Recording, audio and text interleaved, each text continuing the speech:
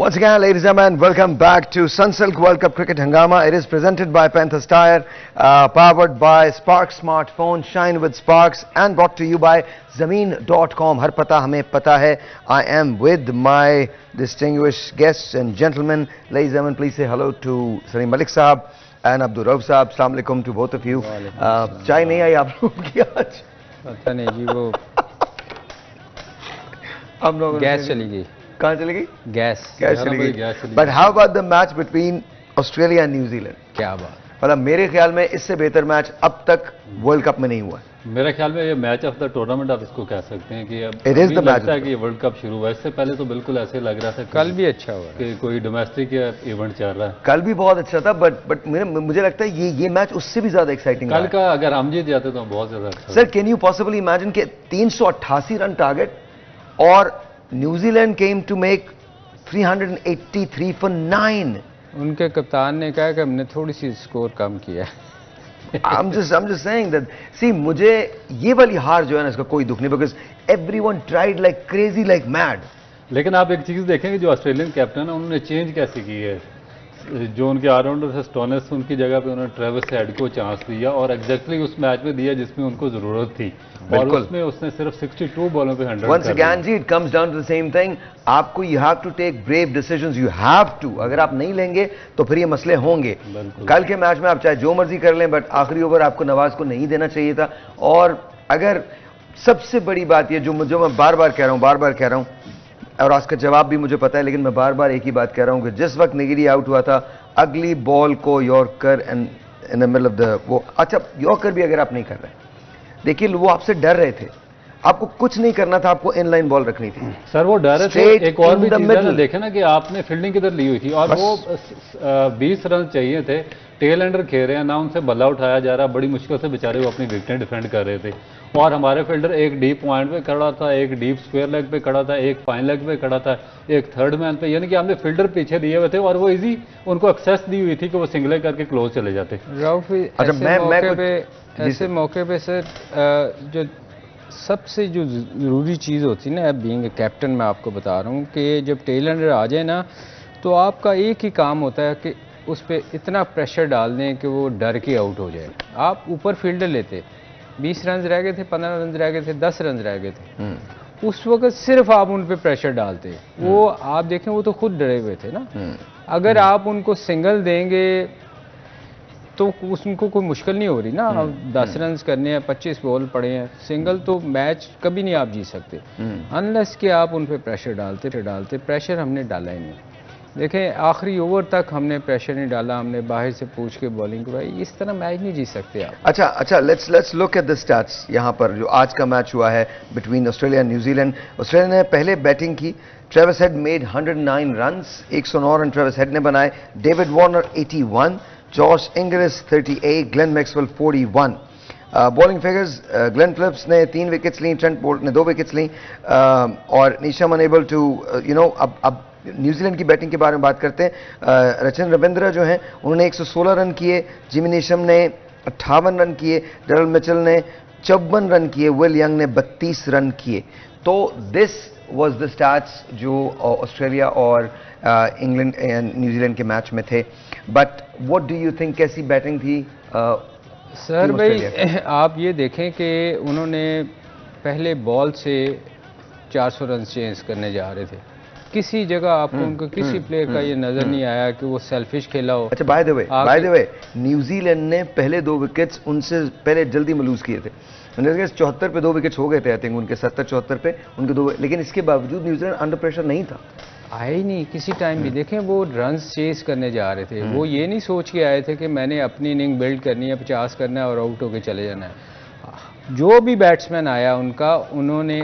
आके कोशिश की कि हमने मैच जीतना है पॉजिटिव थे अब हमारे यहाँ तो ये होता है ना कि हम पहले आके सेट होते हैं जो हम बार बार कह रहे हैं अभी आपने जिक्र किया रऊफ ने कि उन्होंने देखे कितना बड़ा डिसीजन लिया हेड को चेंज करके ओपन करो हमारे यहाँ हम डरते रहते हैं कि यार जो पिछले मैच में टीम जीती हुई है उसमें अगर किसी ने अच्छा नहीं किया ना अच्छा नहीं हो रहा तो इवन देन वो चेंज करते हैं अच्छा आप इस वाले मैच में भी देखें look at the stats Adam Zampa 74 run पे 3 खिलाड़ी आउट। वो मैच जहां हर एक को पड़ रही है और स्कोर हो रहा है, वहां पर भी एडम जाम्पा ने अपनी जिम्मेदारी पूरी की और 3 विकेट्स निकाले।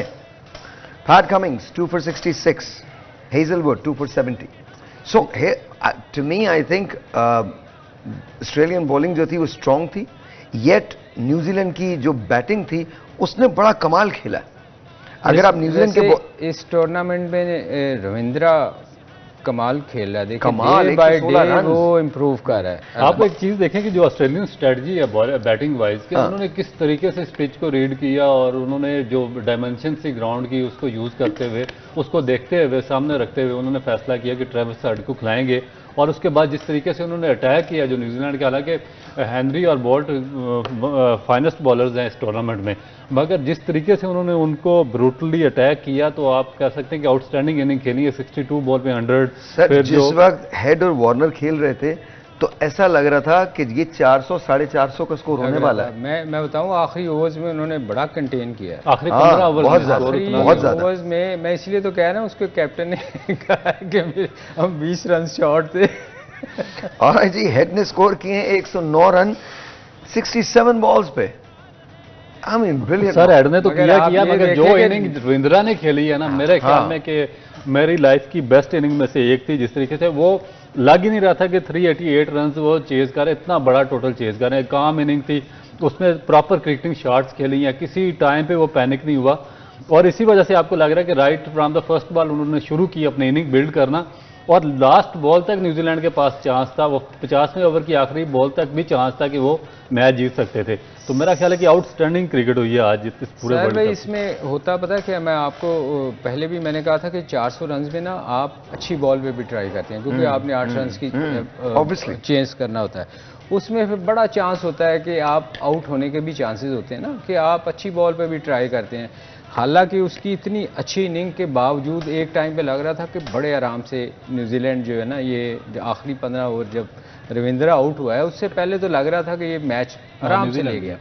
उसके आउट होने के बावजूद नेशम ने बहुत अच्छी इनिंग खेली, और अनफॉर्चुनेटली मैं समझता हूं कि न्यूजीलैंड बड़ा अनलकी था कि मैच नहीं जीत सका। बड़ा अनलकी। आज न्यूजीलैंड जीतता या ऑस्ट्रेलिया जीतता, कोई भी जीतता आज किसी, it was cricket, it was cricket at its best. Cricket थी आज मतलब आज लगा कि इवन वर्ल्ड कप हो रहा है। इवन कल भी एक नेल बाइटर था जो पाकिस्तान का और उसका था, लेकिन स्टिल आई थिंक आज का मैच जो था वो सुपरसीड कर गया हर चीज को। और आज में तो बहुत फर्क था। आज बॉलिंग एंड में देखें उन्होंने, ऑस्ट्रेलिया ने किसी जगह भी आपको नजर नहीं आया कि वो हेड डाउन है उनका।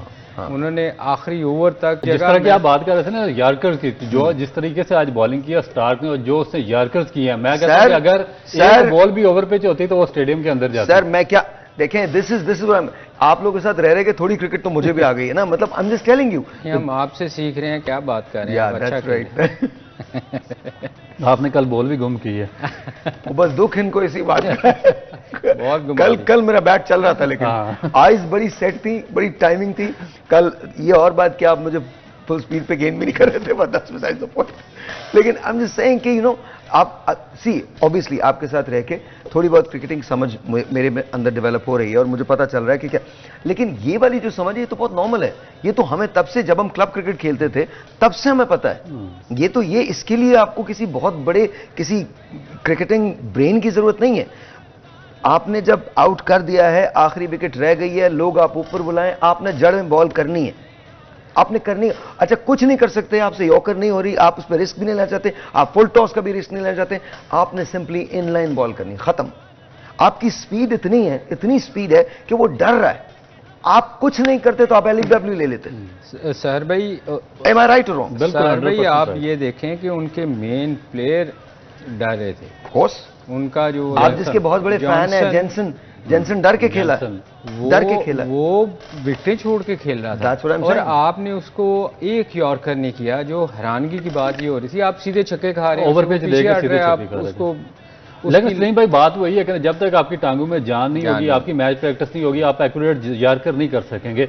देखिए आज स्टार को कॉन्फिडेंस था, जिमी नेशम खेल रहा था और आखिरी ओवर तक, आखिरी बॉल तक उनको यकीन था कि न्यूजीलैंड ये मैच जीत जाएंगे, मगर उसने जो यार्कर्स किए वो बिल्कुल इन डेप्थ यार्कर थे और उसको बैट उठाने का मौका नहीं दिया उन्होंने, क्योंकि जब बॉलर को कॉन्फिडेंस होता है कि वो यार्कर कर सकता है तो फिर इस टाइम पर भी वो एक्यूरेट यार्कर करता। हमारे जो बॉलर्स थे, हालांकि 150 पेस थी उनकी, मगर और टेल एंडर खेल रहे थे जिन बेचारों से बैट उठाया ही नहीं जा रहा था, मगर ना तो उनको उनसे विकेटों में बॉल हो रही थी और ना उनसे यार्कर एक सिंगल यार्कर जगह पे नहीं पड़ा। अगर आप आज ये देखो कि एंड के ओवर्स में उसकी एनर्जी देखी थी आपने ना, क्या जान मारी है उसने, ऑनेस्ट टू गॉड।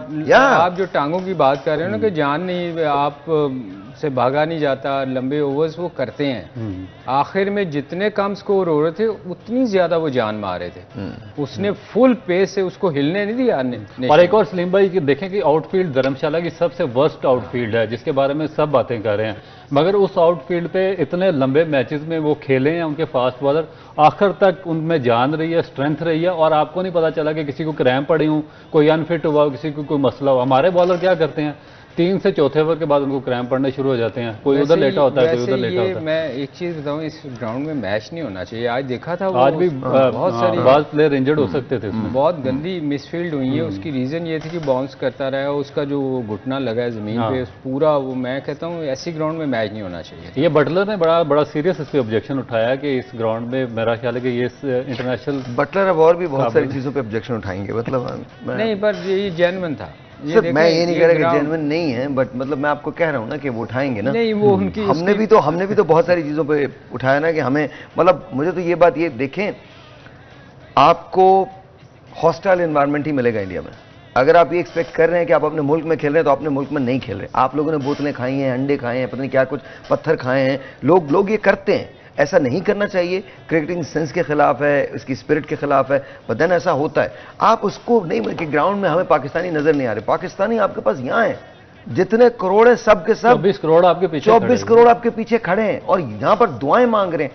आप इमेजिन कीजिए, कल रात को मैं एक जगह रुका हूं घर जाते हुए, तो 2 बच्चे मेरे पास आए। They looked at me and they go, Sahir भाई आप आज जता ही देते। And I just looked at them, I said, बेटा I'm really sorry.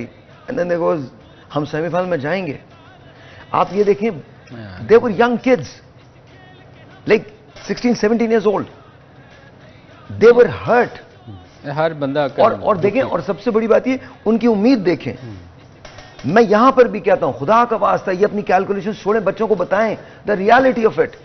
You're out of the game. You're not out of the game, but you're out of that race. कोई probability नहीं है ऐसी। आप बता रहे हैं, आप पता नहीं क्या, I just don't get it, why would you mislead people. नहीं सर भाई, एक्चुअली ना लोग जज्बाती, इंडिया में वर्ल्ड कप हो रहा है, लोग, लेकिन उनको बात नहीं करनी चाहिए। आप देखिए, सबसे बड़ी बात ये, बिल्कुल ठीक है जज्बाती हैं, but then again you have to tell them the truth.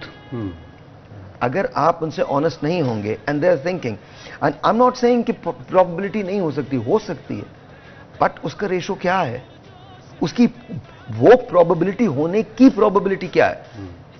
और वो अगर हो भी गई तो ये नहीं कि इनकी गेम की वजह से हो गई या इन्होंने कुछ एक्स्ट्रा ऑर्डिनरी कर दिया, ये फिर 24 करोड़ अवाम की दुआओं की वजह से ही हो सकती है। सीरियसली दुआओं। और देखें, मुझे लगता यार इस दफा इतना ऊपर चले गए हैं, बाकी 8 पॉइंट और we're not gonna make it। ये मैं आपको पॉइंट्स टेबल दिखा देता हूं, जरा पॉइंट्स टेबल लगा दीजिएगा। पॉइंट्स टेबल पे this is how it looks. South Africa 6 points, 5 जीते 1 हारा, 10 पॉइंट्स 2.03 की औसत रन रेट। इंडिया 5 मैच खेले, 5 जीते, कोई हारा नहीं, कोई बराबर नहीं, 10 पॉइंट्स 1.35 का रन रेट। न्यूजीलैंड 6 मैच खेले, 4 जीते 2 हारे, 8 पॉइंट्स 1.23 की औसत इनकी है। ऑस्ट्रेलिया ने 6 मैच खेले, 4 जीते 2 हारे, और बेयर इन माइंड कि ऑस्ट्रेलिया शुरू में हार से शुरू किया था ऑस्ट्रेलिया ने, 0.97 की औसत। श्रीलंका ने 5 मैच खेले, 2 जीते 3 हारे, और इनके 4 पॉइंट्स हैं। अब देखिएगा, 5 मैच खेले श्रीलंका ने, इनके 4 पॉइंट्स हैं, -0.2 की औसत। पाकिस्तान ने 6 मैच खेले, 2 जीते 4 हारे, चार इनके पॉइंट्स हैं, 0.39 की औसत। अफगानिस्तान 5 मैच, 2 जीते 3 हारे, 4 पॉइंट्स, 0.97। बांग्लादेश, लेट्स से कि अगर कल अफगानिस्तान मैच खेलता और जीत जाता है, अफगानिस्तान पाकिस्तान से ऊपर आ जाएगा। सर भाई, आप पिछले 4-5 दिन से एक बात कर रहे हैं कि 4 जो टॉप की टीमें हैं इन्होंने ही सेमीफाइनल में जाना है।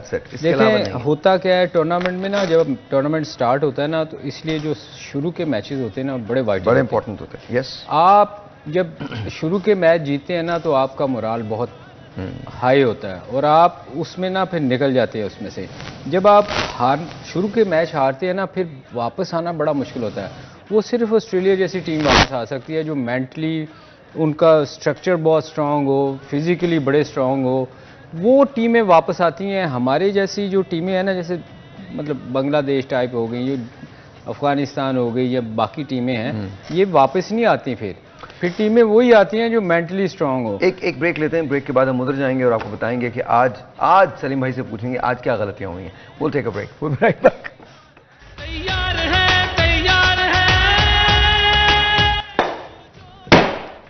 All right, जी, once again, welcome back, and we're practicing. आज के मैच में क्या गलत हुआ, क्या सही हुआ? We're not talking about Bangladesh and Netherlands. We're only talking about Australia and New Zealand. But let's see कि क्या गलत हुआ, क्या सही हुआ, सर? सब ठीक हुआ, आज कुछ गलत नहीं हुआ, दोनों बहुत अच्छा खेले। अब आप ये इमेजिन करें कि क्रिकेट का मैच है जिसमें एक टीम हारी है, एक टीम जीती है, और आप उनको नंबर्स ही नहीं दे सकते। It was such a great match, such a great match. You सच्ची cannot बात say... है। आप देखें किसकी गलती निकालेंगे। दोनों टीमों की तरफ से आपको अच्छी शॉटें देखने को मिली, क्रिकेट की शॉटें देखने को मिली, बॉलिंग बहुत अच्छी हुई, दोनों ने बॉलिंग की मगर मार भी पड़ी। सर, आपको डेविड वार्नर की इनिंग्स देखने को मिली, आपको हेड्स की इनिंग्स, ट्रेविस हेड की देखने को इनिंग्स मिली, आपको रविंद्रा की इनिंग्स देखने को मिली, आपको नेशम की इनिंग्स देखने को मिली, there you go, Daryl Mitchell, मतलब आप you name it, it's there. This is how it was. Bowling के अंदर भी एक वक्त ऐसा लग रहा था कि ऑस्ट्रेलिया 400 से 450 से ज्यादा रन कर लेगा, बट देन इमेजिन। लेकिन अर्ली ऑन बॉलिंग में थोड़ा सा प्रॉब्लम हुआ है डेफिनेट। जो न्यूजीलैंड ने बॉलिंग की ना, अगर आप उनकी बैटिंग देखें ना इनकी ऑस्ट्रेलिया की, तो जो ज़्यादातर बॉलिंग थी ना इन्होंने की है शॉर्ट ऑफ लेंथ यहाँ पे, और जो इनको रन्स कंसीव हो गए कोई 80% रन्स इनको शॉर्ट ऑफ लेंथ बॉलों पे ये इस साइड पे ऑन साइड पे। Sir, it's all about the show. मैं आपको एक बात बता दूं, आज ऑस्ट्रेलिया और न्यूजीलैंड ने अपने आप को सीमेंट कर लिया है एज राइवल्स। आप देखिएगा नेक्स्ट टाइम तमाशा ही खिंच के आएंगे, because it was such a beautiful match. वैसे आज थोड़ा सा फील्डिंग, वैसे ऑस्ट्रेलिया थोड़े से नर्वस लगी है। नर्वस नहीं भाई, फील्डिंग लेकिन कैच भी बड़े अच्छे लिए, कैच भी बहुत अच्छे लिए, मगर छूटे भी। हाँ, छूटे कैच भी छूटे, मिसफील्ड भी हुई, चौके हुए हैं 2-3 ऐसे चौके हुए, उसने जो 6 करवा के जो मैच मतलब चेंज हो सकता था। हालांकि उस टाइम पे मैच वाकई चेंज हो सकता। अच्छा, तो अब आप लोग ये कह रहे हैं कि कुछ बॉलिंग में क्या कर सकते थे? बॉलिंग में देखें, अगर वो चैनल बॉलिंग करते हैं ना, तो आप जितनी भी हिटें लगाए, ये भी यंगस्टर्स के लिए भी यही है कि चाहे कोई जितना भी एग्रेसिव बैट्समैन आ जाए, आपने अपना चैनल नहीं छोड़ना, आपने एक चैनल पे विकेट टू विकेट ही बॉलिंग करनी है। आपने जब भी वेवर्ड होंगे, एक तो आपको विकेट नहीं मिलेगी, और दूसरा फिर वो बैट्समैन के लिए बहुत ईजी एक्सेस होगी कि उसको बाजू एक्सटेंशन का मौका मिल जाएगा और वो अपनी मर्जी से कोई कट या पुल शॉट खेलना शुरू कर देगा। तो जैसा भी जो भी टाइम हो आपके पास या जो भी जैसी भी कंडीशंस हो, आपने बॉलिंग एक चैनल पे विकेट टू विकेट करनी है। और इसकी मैं बार बार एग्जांपल दे रहा हूँ, सबसे बेस्ट एग्जांपल इस टाइम पे जो बुमराह है इंडिया के, वो बॉलिंग कर रहे हैं कि वो चाहे कोई बैट्समैन जिस किस्म की भी हिटिंग कर हो, वो अपना चैनल नहीं छोड़ते, एक जगह पे बॉलिंग करते हैं। आपने कल वसीम की बॉलिंग देखी है? वसीम ने अच्छी बॉलिंग की। वसीम ने बॉलिंग तो बुरी नहीं की, अच्छी की है। एक्चुअली उसके ना, मैंने आपको देखें, वो उसका रिवर्स स्विंग जब होता है ना, वो हो गया, जमान हो गया। हाँ, जमान भी बुरी बॉलिंग नहीं करता आखिरी ओवर्स, उसको भी वैसे अब मौका इनको देना चाहिए।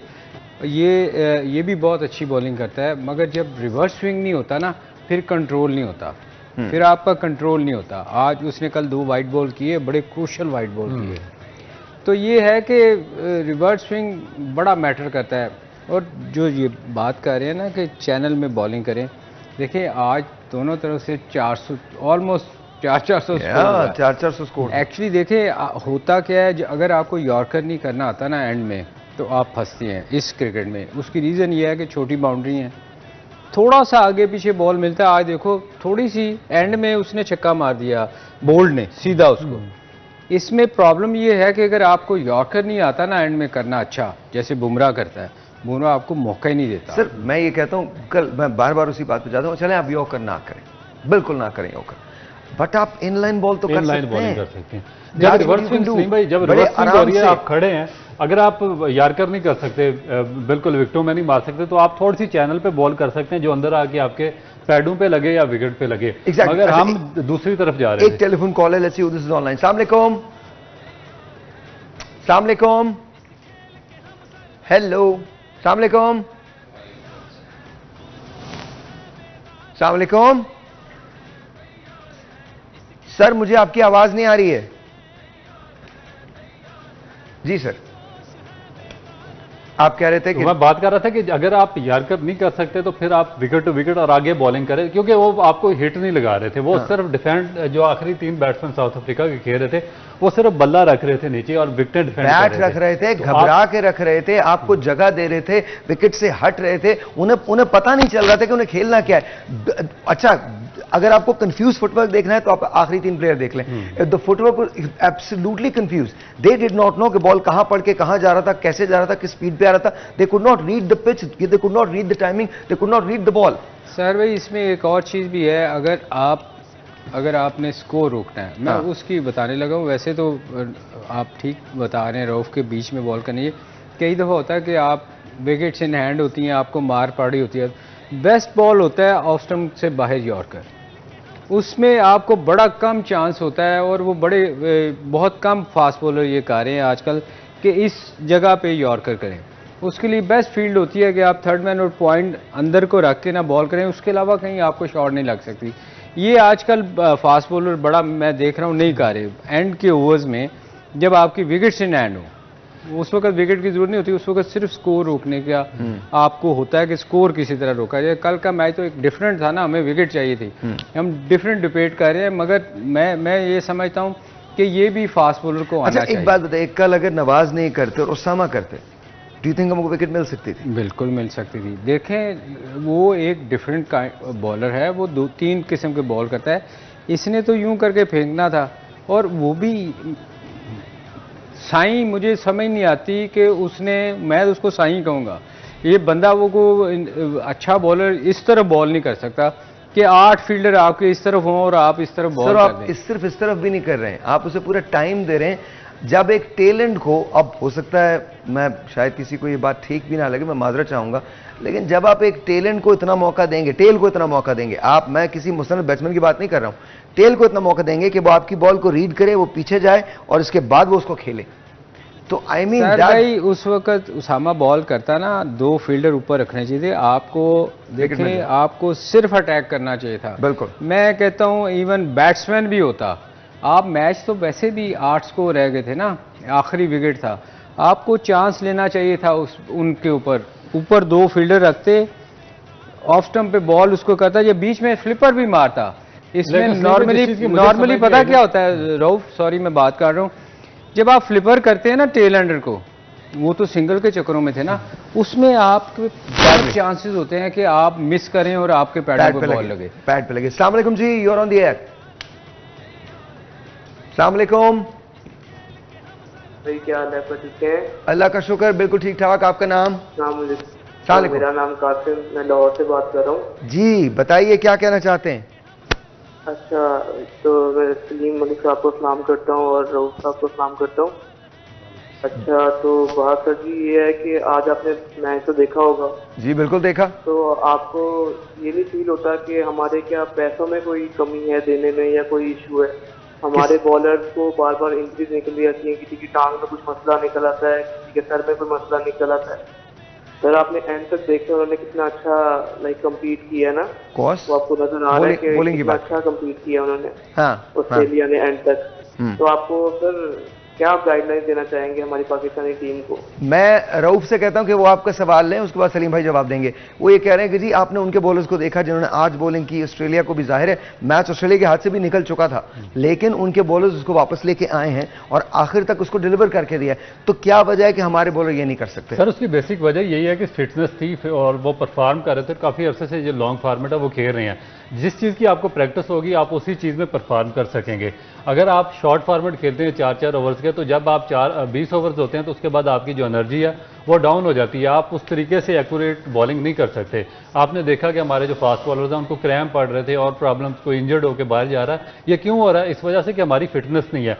और इसमें सबसे बड़ा ब्लेम मैं पीसीबी को दूंगा, क्योंकि उनकी जो उनको एक क्राइटेरिया सेट करना चाहिए कि आपके जो कई प्लेयर्स टीवी पे बैठे होते हैं वहाँ पे कहते हैं जी हमें पाकिस्तान टीम में क्यों नहीं खिलाया। भाई आपका फर्स्ट क्लास सीजन चल रहा है, अगर आप डिजर्विंग है, आप खेलना चाहते हैं तो आप जाकर फर्स्ट क्लास क्रिकेट खेलें, जाके 10-12 मैचेस वहाँ पे खेलें। हम लोग मिलकर ना पॉडकास्ट करनी चाहिए। अहमद वसीम को मैंने उस दिन देखा है, देखिए मैं नाम लूंगा, सबको खेलना चाहिए। बहुत सारे लोग ऐसे हैं। अहमद को मुझे अफसोस हुआ उस दिन देखे कि वो फर्स्ट क्लास मैचेस हो रहे हैं और वो टीवी पे कर रहे थे, हालांकि चूंकि उनका नाम लिया जाता है कि उनको पाकिस्तान के इवन लिया जाता है। इवन तो कुछ लोग कहते हैं कि उसको कैप्टन होना चाहिए। देखें, जब आपका नाम लिया जा रहा हो इस चीज़ में तो आपको जाके अपनी फर्स्ट क्लास खेलनी चाहिए। आप अपना क्रिकेट, लंबी क्रिकेट खेलेंगे तो आपको, आप उसामा को देख लें, मैं उसामा की देखें, हमें ये सोचना पड़ेगा साहिर भाई कि फील्डिंग अगर किसी को नहीं आती ना तो उसको सिलेक्ट नहीं करना चाहिए, बेशक वो जितना मर्जी अच्छा बॉलर या बैट्समैन है। क्योंकि आप हमेशा फील्डिंग आप 50 करते हैं ना, आप कैच ड्रॉप करते हैं तो आपका कोई फायदा नहीं, कोई फायदा नहीं। मैंने उसामा को देखा उस दिन फील्डिंग करते हुए, मुझे लगा कि यार ये तो इसकी तो बिल्कुल ही फील्डिंग नहीं करनी आती, उससे भागा ही नहीं जाता।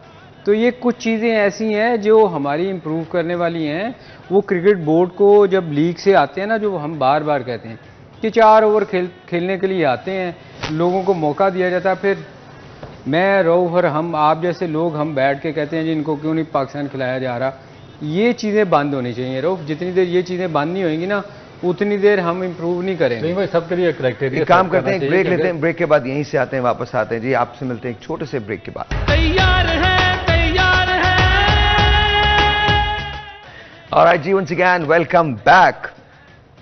सर एक सवाल, क्या कर रहे हो? इतने मगने बॉल घुमाने में परेशानी तो कोई नहीं है यार? मैं ये देख रहा हूँ साहिर भाई के लोग हमारे स्पिन बॉलिंग को रीड ही नहीं कर पाते। अच्छा, मैं वो देख रहा था कि क्या वजह है कि क्यों पिक नहीं होता इनसे बॉल। आपकी स्पिन बॉलिंग का या नहीं, मैं तो खैर अब नहीं, बाकी लोगों की, बहुत सारे लोगों को मैंने देखा, गूगली भी समझ नहीं आ रही, फ्लिपर समझ नहीं आता।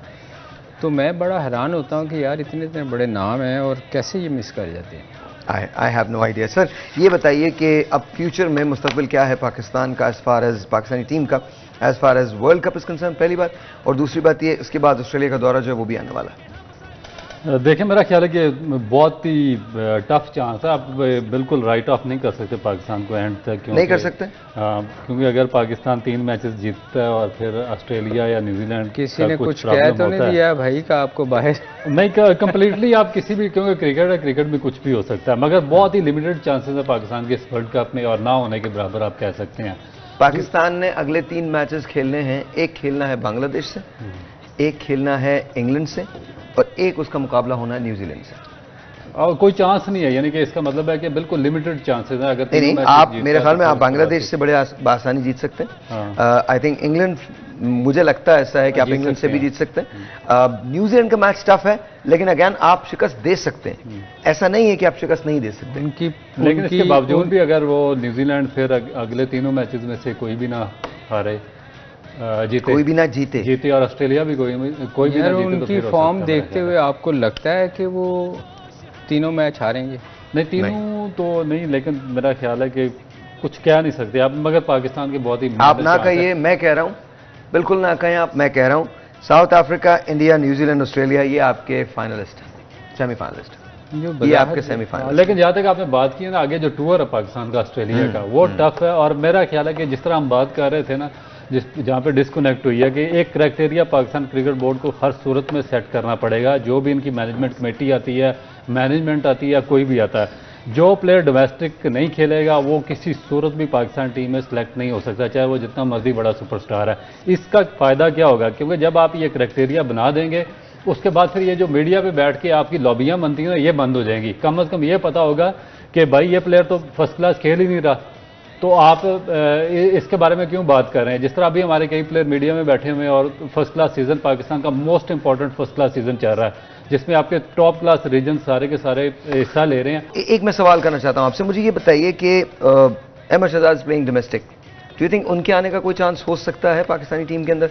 आपने सभी को तो आजमाया है। देखिए, मेरा ख्याल है कि डोमेस्टिक में सिर्फ उस प्लेयर को चांस देना चाहिए जो पहले टॉप 5 में आता है। ओके, जिस तरह अभी साहबजादा फरहान है, वो परफॉर्म करा, उसको चांस देना चाहिए। अभी साइम अयूब आपके सामने, उसे एक ही मैच में एक इनिंग में डबल सेंचुरी और अगली इनिंग में सेंचुरी की है, बहुत उससे पहले जबरदस्त खेला, उसने सेंचुरी की है। उसके बाद आपका जो सरफराज अहमद है वो कंटिन्यूसली सारे उसने मैचेस खेले हैं फर्स्ट क्लास के, और उसके बाद उसने 600 समथिंग रन भी किए। Sarfaraz Ahmed the captain, Sarfaraz Ahmed the captain, उसको होना चाहिए। उसके बाद जैन अब्बास को होना चाहिए, जिसने 292 की सबसे बड़ी इनिंग खेली है इस टूर्नामेंट की। तो मेरा ख्याल है कि इस तरह के जब आप परफॉर्मर्स को चांस देंगे तो एक तो वो मेरिट होगा, और दूसरा फिर उनकी टेक्निक भी बेहतर होती है। अगर इन पे आप इन्वेस्ट करेंगे तो ये टेक्निकली ये सॉलिड प्लेयर्स हैं और इनसे पाकिस्तान को ज़्यादा एडवांटेज होगा, बजाय कि आप पुराने प्लेयर्स की तरफ जाएं कि जो दरमियान में जिनका काफ़ी वक्फा भी आया हुआ है और उसके बाद फिर वो इतना ज़्यादा कंसिस्टेंट परफॉर्मर भी नहीं रहे। मैं तो हमेशा जो कंसिस्टेंट फर्स्ट क्लास में परफॉर्म करेगा प्लेयर, मैं तो उसी की फेवर में जाऊँगा। सर देखें सहर भाई, बात पता क्या है, ये जो रऊफ़ ने बात की है बिल्कुल ठीक है, मगर होना क्या है मैं आपको अभी से बता दूं। होना ये है कि जब हम वापस आएंगे हम सब भूल जाएंगे। हाँ, 2-4 दिन का शोर होगा, 2-4 हफ्ता 10 दिन शोर मचेगा। ट्रू। उसके बाद देखें, अगर डिसिप्लिन पे हमने एक्शन लेना होता ना, तो जब यहाँ फड्डा डाला था ना इन्होंने कि जी हमारी फीस की जाए, हमें हिस्सा दिया जाए, उस वक़्त ही आप एक्शन लेते। आपने उस वक़्त एक्शन नहीं लिया। जब इतनी बड़ी बात पे एक्शन नहीं लिया तो ये तो मैच तो रोज़ हार जीत होनी है, इस पे कुछ नहीं होना। आप, मैं, रऊफ़, हम सब बोलते रहेंगे। अगर इम्प्रूव करना है तो आपको जो चीज़ें करने वाली हैं वो आपको करनी पड़ेंगी। But do you think the board will get changed? Sir, जब बोर्ड ही नहीं रहेगा, आप खुद कह रहे हैं, देखें ना, बोर्ड ही नहीं होगा तो फिर नया एक बोर्ड आएगा, वो फिर अपने बंदे लेके आएगा, अपने चहीते आएंगे। तो ये बंदे लाने वाली बात कभी भी खत्म नहीं होगी। ये देखें, ये तो एक प्रोसेस है ना, उसमें से जितनी देर आप एक किसी बंदे को टिक के नहीं रहेगा, कोई भी हो, XYZ कोई भी हो, आप हो, रऊफ़ हो, कोई भी हो, उसको काम करने देना चाहिए, ताकि पाकिस्तान में जो चीज़ें आती हैं ना, ये जो मिकी जैसे लोग आ जाते हैं, कॉन्ट्रैक्ट उनको लंबे लंबे मिल जाते हैं, उसकी रीज़न यही है कि आप आए, आपको वो पसंद है, आपने ले आए, उसको पैसे दिए, फिर अगला आएगा, फिर उसको पैसे देंगे। ये चीज़ें जो है ना, ये ख़त्म होनी चाहिए। और मेरे ख्याल में, मैं कसम से जब से मैं देख रहा हूँ कि इन फॉरेनर्स ने हमें आज तक कभी हमारी कोई चीज़ इम्प्रूव नहीं हुई। अच्छा, सो हियर्स माय क्वेश्चन, क्या हमें लगता है कि हमारे जो पाकिस्तानी एक्स प्लेयर्स हैं, लेजेंड्स हैं, क्या वो कोच नहीं कर सकते, या पाकिस्तान में कोई ऐसा शख्स नहीं है जो इस लेवल का कोच है? सर, मैं बताता हूँ बेसिक चीज़ क्या है। जो हमारे लेजेंड्स हैं ना, या तो आप एक सर्टन एज रखें कि इस एज ग्रुप के बंदों को आप लाएंगे, आप लेकर आते हैं। जब हमारे एक्स लेजेंड्स 70 ईयर्स से एक्सटेंड चले जाते हैं, उसके बाद आप उनको लेके आते हैं जब वो उनका काफ़ी एग्जॉस्ट हो चुके होते हैं। साइंस क्यों आती है? साइंस इसीलिए आती है कि आप मिनिमाइज करते हैं आप अपनी जो गलतियां होती है, और उससे मैक्सिमम आप रिजल्ट लेते हैं। इंग्लैंड में पता क्या होता है, जब कोई कैप्टन या उनका कोई भी बंदा रिटायर होता है ना, वो आप पहला सीज़न 2 सीज़न वो आप देखिएगा वो टीम के साथ होता है, कोई प्लेयर ले लें उठा के उनका, उसके बाद वो कमेंट्री में जाएंगे, दूसरी जगह जाएंगे। हमारे यहाँ ऐसा नहीं होता। हमारे यहाँ हमने बहुत सारे लोगों को ज़ाया किया है कि जैसे ही कप्तानी से हटे कोई भी लोग थे। So here's my question, cannot Pakistan invest or Pakistan Cricket Board invest in them? And जितना पैसा हम बाहर के कोचेस को देते हैं कि वो यहाँ आके कोच करें, अगर वो क्रिकेटिंग नॉलेज हम अपनी एकेडमीज में ले आएं और अपने लेजेंड्स को कहें कि रिफ्रेशर आप इसका कर लें, तो मेरे ख्याल में ज़्यादा बेहतर नहीं होगा ये? एक सेकंड से जवाब देंगे। बिल्कुल 100% सही है। और इन्वेस्ट किस पे करना चाहिए? सबसे पहले आपको वहाँ पे अपॉइंट करना चाहिए जो एजुकेटेड बंदे हैं आपके। एब्सोल्युटली। आप कैसे वहाँ पे लाके जालू को रख सकते हैं? आपकी 22 साल से एकेडमी चल रही है और वो यारी दोस्ती पे चल रही है। 22 साल आपने कोचिंग की, कोचेज की एक फौज तैयार की है और एक बंदा आपका इंटरनेशनल लेवल पर कोच नहीं है। तो ये इससे बड़ा फेलियर क्या हो सकता है? वजह क्या है? वही पुरानी मैंने कहा ऐसा करना चाहिए, मैंने कहा ये करते नहीं है। एनीवे, थैंक यू जेंटलमैन, बहुत बहुत शुक्रिया। कल सुबह मुलाकात होगी, तब तक के लिए खुदा हाफिज। आई थिंक मैं आपसे सिर्फ इतना ही कहना चाहता हूं कि आज का जो मैच हुआ है दैट इज अमेजिंग, और कल का जो मैच होगा, आज के दोनों मैचेस हैं वो बहुत अमेजिंग हुए हैं, लेकिन कल का जो मैच होगा वो बड़ा कमाल मैच होने वाला है। India versus England. इंडिया को मैच जीतना है, हर सूरत में जीतना है, अपनी सुप्रीमेसी कायम रखने के लिए 5 मैचेस इंडिया खेल चुका है, 5 जीता है। अगर कल इंडिया छठा मैच भी जीत जाता है तो इंडिया पॉइंट्स टेबल पर एक बार फिर नंबर 1 हो जाएगा। हारने की सूरत में उसमें कोई फर्क नहीं आता, चेंजेस नहीं होती। इंग्लैंड को बहरहाल 2 पॉइंट्स मिल सकते हैं। कल के मैच में क्या होगा वी नेवर नो। सुबह 11 बजे, सुबह कितने बजे मिल रहे हैं हम? 1 बजे, 1 o'clock मिलेंगे। तब तक के लिए खुदा हाफिज।